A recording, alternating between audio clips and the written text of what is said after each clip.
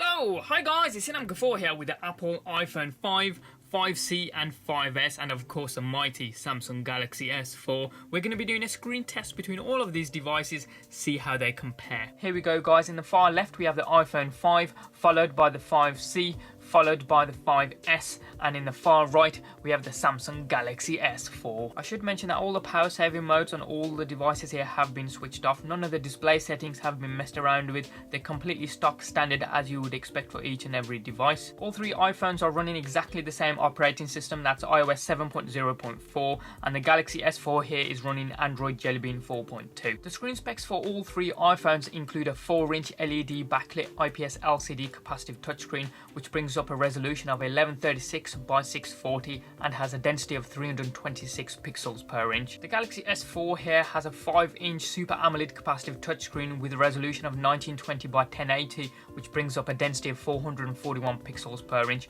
and all four devices are being covered by Corning's Gorilla Glass. Essentially we're going to be looking at the same set of HD imagery across all four handsets at two settings, at full brightness and at half brightness settings, and see how each and every device compares. The first image we have here is a photograph of Eva Mendes, a Hollywood actress, and the brightness is set to full on each and every device. They kind of look very similar indeed, but if you look at the skin tone on the Galaxy S4 in comparison to the iPhones there, it seems more tanned than it does on the remaining devices, although the hair colour on the iPhone 5C around the forehead type of area, is it me or does that seem a little bit darker than its other iPhone counterparts? I'll just double tap on her face here so we can zoom in a little bit, and we'll just see if the iPhones let you go in a little bit further. No, they don't allow you to just bounce back out again. So however, the S4 allows you to go in as much as you want, so we'll just make sure it's consistent just on a double tap here and just center her face out across all three devices. Check out the iPhone 5C and how dark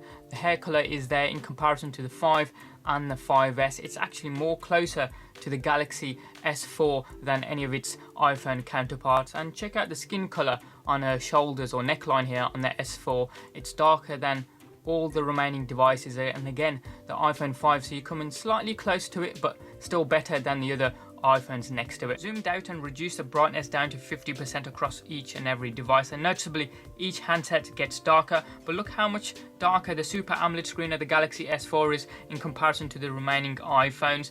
Next down, I would say the iPhone 5C is darker than its other brothers. We'll just double tap on Eva's face here again just to zoom in and get it centered across all devices so we can get a better look here. And again, the S4 seems to be the darkest while still retaining quite a lot of color there in comparison to the iPhones. Again, the 5 and the 5S being quite bright here, not so much color there in comparison to the S4 and even the 5C here. Here we have James Bond himself, Daniel Craig, and notably check out the skin tone on the Super AMOLED screen in comparison to the IPS LCD screens of the iPhones while we're at 100% brightness, as well as the darkness of his hair on his forehead in comparison to the remaining devices. Surprisingly, the 5 doing pretty well in this particular image in comparison to the 5C, whereas the 5S is just pure full of white light, and you can check that out by looking at his neckline or just underneath his chin there.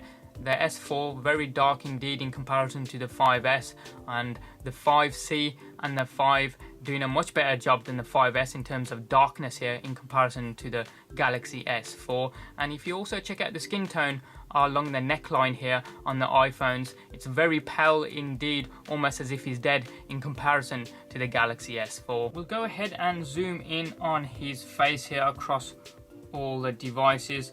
Again, the iPhones just bounce back out again, so we'll just leave it at double tapping and seeing what sort of imagery we can see. The Galaxy S4 lets you go in as much as you want, so we'll leave it at a reasonable size in comparison to the iPhone. So let's see, that looks about okay for the size, I would have thought. The skin tones across all iPhones here seem to be very white and pale, almost as if he's dead really, in comparison to the Super AMOLED screen of the Galaxy S4. But check out his blue eyes on the S4 here, very oversaturated in my opinion. But if you check out the iPhones here, these aren't too far behind in terms of how bright and blue they're looking, but still nowhere near as blueful, I'm going to say, in comparison to the Galaxy S4. Brightness down to 50% across all four devices and zooming all the way out. The iPhones appearing a lot more closer to the skin tone of the Galaxy S4 and the Super AMOLED screen there. However, it still seems to be a lot more vibrant than any of the IPS LCD screens of the iPhones. And if you check out the blue color in the background, still seems to be more vibrant even at 50% brightness. We'll go ahead and zoom in on Mr. Craig here. So again, we can fit his face towards most of the screen and center him out here. Again, on the Galaxy S4, we'll reduce the size a little bit because it's a slightly bigger screen at 5 inches. Zoomed in, and the iPhone still appearing very pale indeed, not quite as bright white as they were when they were zoomed out at 50% brightness, but certainly zoomed in, the skin tone is still very much pale and very much appearing dead on the IPS LCD capacitive screens of the iPhones in comparison to the Super AMOLED screen of the Galaxy S4 here. Skin color is still there and very much the blue eyes still standing out in comparison to the iPhones here. We're now going to play you a film trailer for Two Guns across all 4 handsets at the same time, or try to, although I don't have 4 hands. Incidentally, the sound that you're going to be hearing is going to be from the 5S in the bottom right here. The sound on all remaining devices has been muted. The brightness is back up to 100%. Here we go, we'll see if we can play this at the same time. 3, 2, 1, go. And check out the green across all 4 handsets here, being quite dark on the S4 in comparison to the iPhones. Check out the darkness of the car, if you manage to catch that. Quite dark on the S4, but not quite as bad on the iPhones. Again, the 5C being very closely behind the S4. I don't know if you quite saw the detail on his face there on the Galaxy S4. It seemed very much there, and in particular, look at the sand or the dirt on the floor here in this particular scene. Certainly the greens seem to be a lot more vibrant on the S4. Look at the blue sky. Seems a lot more washed out on the 5. The 5C again very close behind the S4.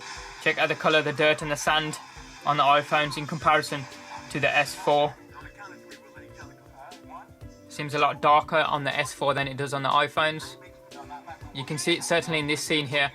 A lot of colour there on the sand, on the ground, on the S4. Even on the sky that just went past there on the iPhone 5. It seemed a lot more washed out than colourful. Not quite as dark on the face there on the iPhone 5S. The Galaxy S4 doing a very good job of the dark scenes, but would you say that's too dark or oversaturated? Look at the red on his shirt here. Again, another fire scene you would have noticed. The iPhone's doing a good job, but not quite as vibrant as the Galaxy S4.